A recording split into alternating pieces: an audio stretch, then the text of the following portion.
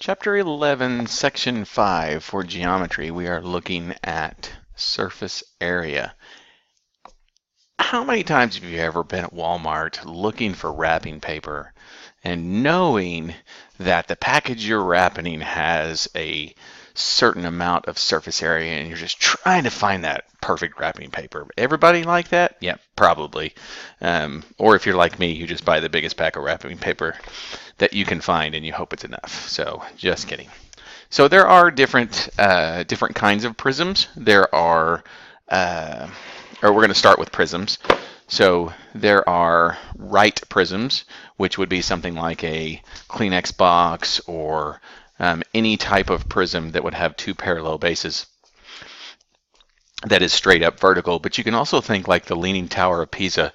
The Leaning Tower of Pisa is a cylinder, technically, but it is oblique because it leans to the side, hence the term oblique. So if we're going to look at a right prism, we need to look at a couple of different things. We need to look at what's called, and let's start with right prisms.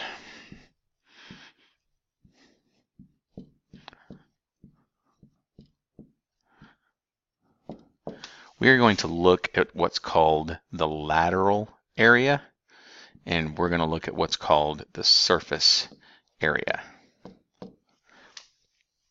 Okay, lateral area and surface area. The easiest way that I could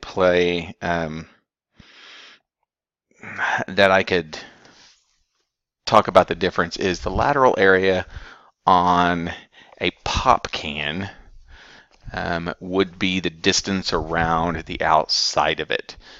The surface area would include the two circles on the top. So it would be the piece around the side and the two circles on the top because you would be covering everything. But lateral area, if I move laterally, it's just side to side. That would be just all of the faces and not including the bases. I guess that's a better way of putting it. So the lateral area of a right prism is found by taking the perimeter and multiplying it times the height. Pretty simple to find lateral area in most cases, so we'll be finding different heights and different perimeters, multiplying those two together.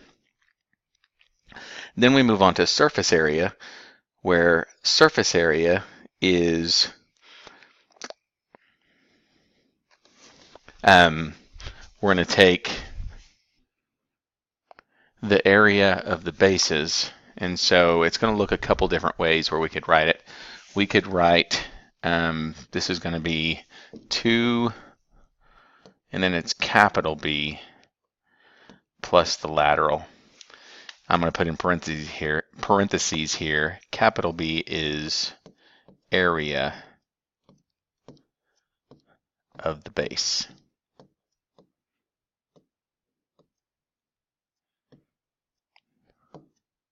Okay, so lowercase b would be the base, uppercase b is the area of the base.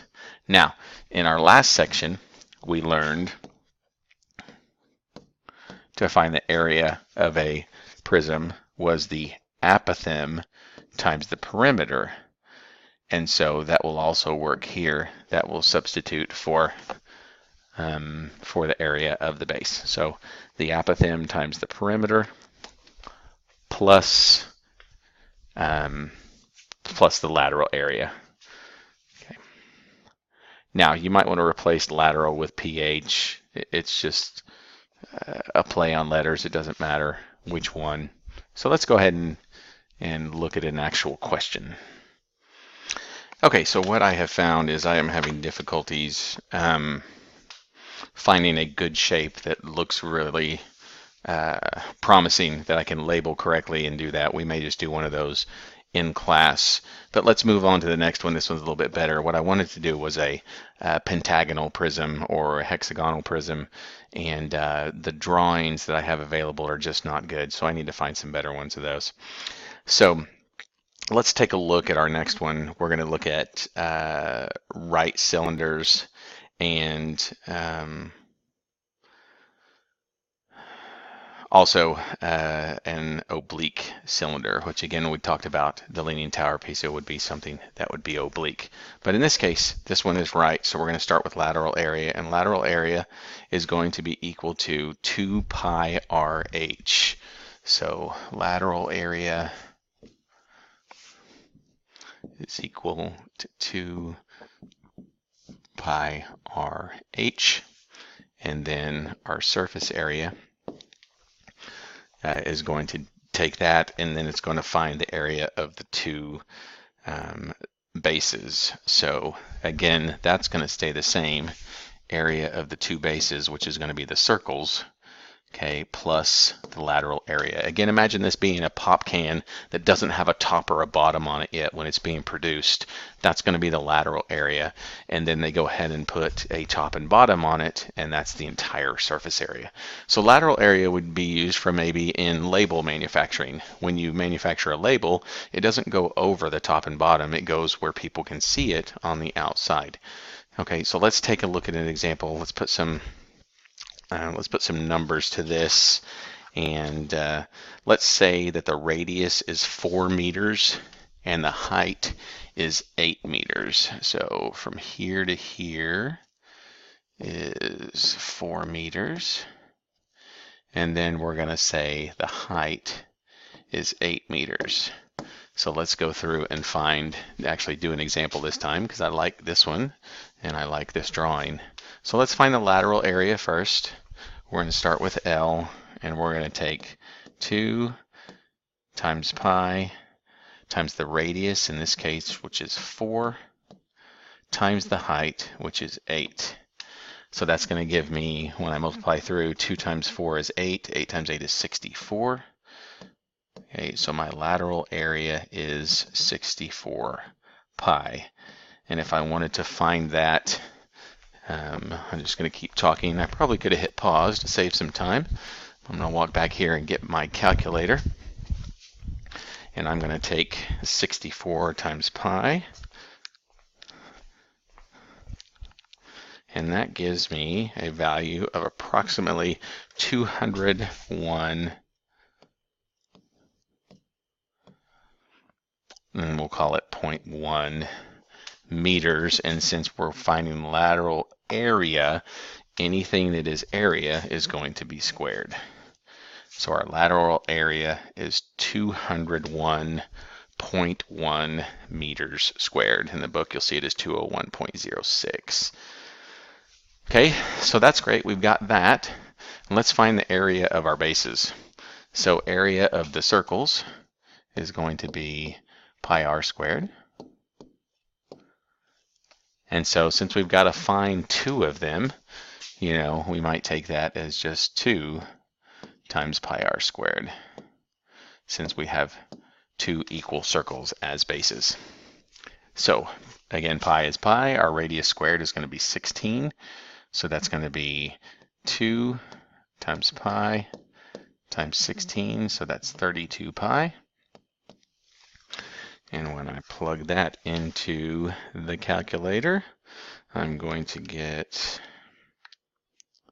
100.1. Again, that's going to be meters squared because it has the word area attached to it.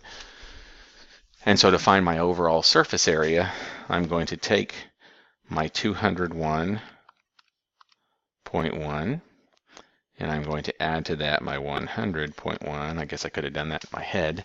And that comes out to be approximately 301.2 meters squared. So I would need 301.2 meters squared of product if I was going to make this cylinder.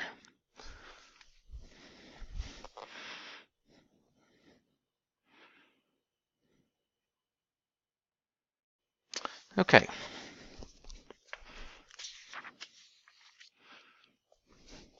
So now, let's take a look at similar solids.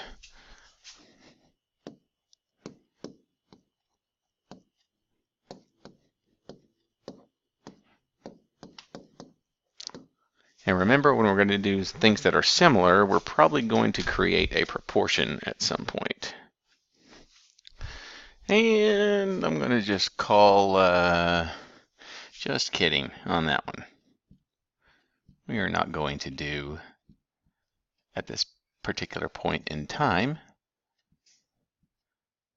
surface area of similar solids. So that's all we got, a little over 10 minutes, Chapter 11, Section 5. That is geometry, surface area.